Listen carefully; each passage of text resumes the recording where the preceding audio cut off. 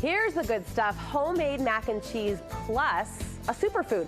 Brussels sprouts notch up the nutrition on this all-American meal. Sarah Warner is sharing a recipe with us today in the Studio 5 kitchen. And we should clarify, this is not any old mac and cheese. This is from scratch. Oh, this is from scratch. Yeah. Scratchier than scratch. Scratchier than scratch. Yes. And we're sneaking in the Brussels sprouts, Now, which make it... I'm a Brussels sprouts Me fan. too, but kids... Well, and not so much. some people, I'm not going to rat out anybody. Oh, really? But maybe our director, Charles, was slightly skeptical of this addition. You think it works so well? Oh, yeah. If you're adding bacon and cheese and a little butter, milk, breadcrumbs. I mean, you put butter and cheese on cardboard, and we can call it a meal, right? That's my theory. Let's jump in, because I totally want to learn how to make this. Okay, first we start with browning the bacon. Okay. And I like to cut it up into like 1-inch pieces first. There's and then bacon, brown, yes. Okay. Bacon you can't win. So we've already browned it because of TV magic, you know? Right. And so we're gonna drain that. I was just saying to Sarah, sometimes I go make recipes at home that we've done on the show. Yeah. And they seem a little more complicated. I'm sweating and stressing just a little bit because things aren't magically prepared for me like they are in this kitchen. Yes, I had to chop these bacons at home. Thank you. I appreciate it. So, and then to that hot bacon grease, and I have already drained some of it because you're gonna have more. So you're gonna wanna drain out the excess grease. Okay. And leave just enough to coat the bottom of the pan. Okay, keeping that flavor. Yes, and then we're gonna add the chopped up Brussels sprouts and the diced onions to that bacon grease. See, hiding those vegetables a little bit more. They'll never know. I know, My I'm a 2-year-old genius. daughter, Charles, they'll never know they're even in there, right? You cover something in bacon fat and you are set to go. You're in good shape. And onions in there too? Yes, there's onions and Brussels sprouts, so you cook that up.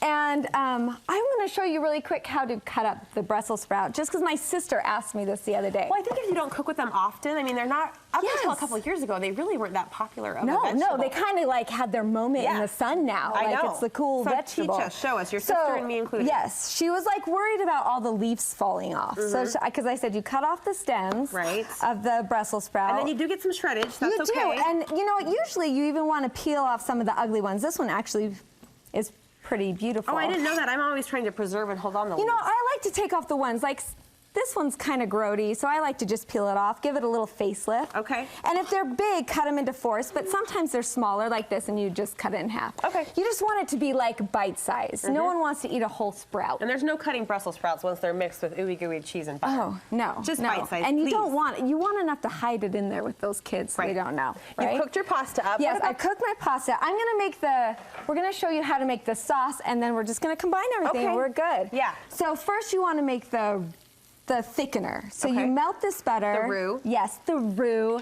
I was gonna use roux and my husband's don't use roux, but you know what you're talking about. Well, I throw kitchen words that make me feel smart. Make me appear as if I know you're more what I'm doing in the kitchen than I really pretty do. Much the a roux. pro. We're making a roux.